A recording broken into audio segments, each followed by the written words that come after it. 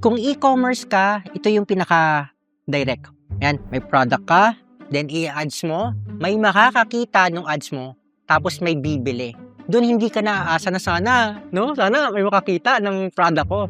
Kasi ikaw na mismo maglalagay ng offer mo, ng product mo sa harap ng potential customer mo. Kung gusto mo ng sales, pwede. Traffic lang sa website, pwede rin, di ba? Promote ka ng product mo sa IG or Facebook shop, pwede rin yun. Ang kagandahan kasi dito, controlled mo siya. Pero ito yung hindi napapansin ng beginners eh. Kapag nag-run ka ng ads, hindi agad instant yung results. May tinatawag po tayong, learning phase. Kasi inaaral muna ni Meta Ads kung sino ba talaga yung dapat makakita ng ads mo. Usually, kailangan niya ng data. Mga around 50 actions. It could be sign up. It could be sales. It could be leads generated para mas naiintindihan niya kung kanino niya i-feed yung ads mo.